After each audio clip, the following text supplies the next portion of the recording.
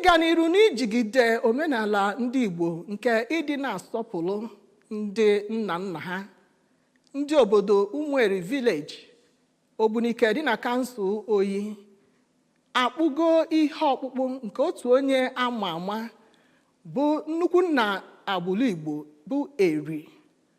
Otu onye eze ọdịnala ha n'obodo ahụ n'oge mbụ Igwe John Umenyiora tinyere otu onye amakwa ama nke ukwuu bụ onye gụrụ nnukwu akwụkwọ ma bụrụkwa onye isi ụlọ nzukọ seneti n'ala anyị Naịjirịa n'oge mbụ Dr. Chuba Ọkadigbo. Ihe ọkpụ ndị a ka ekpughere dịka otu akụkụ na mmemme ndị nke eji wee merube olili Umuafo Ogbunike afọ 2025. Onye nta akụkọ anyị Chibụzọ Obidike kọrọ anyị akụkọ a n'uju.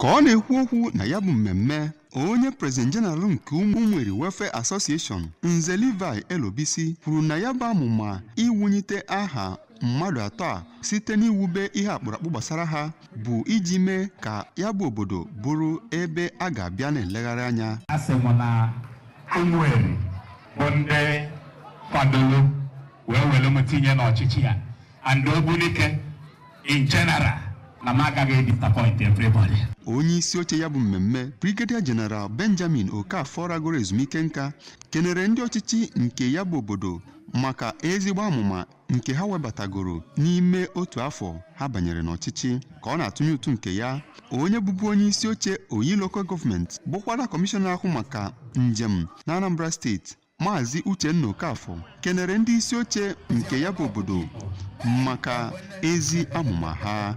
Na nzaghachi, nwunye otu n'ime ndị ahụ enyere nzere bụkwara onye isi oche Board of the Nigerian Petroleum Company Limited Senator Marjorie Chuba Ọkadigbo kenere obodo ahụ maka icheta di ya lagoro mmụọ site n'iwube ihe akpụrụakpụ nke ga-egosi ihe ncheta nakwa ihe akụkọ.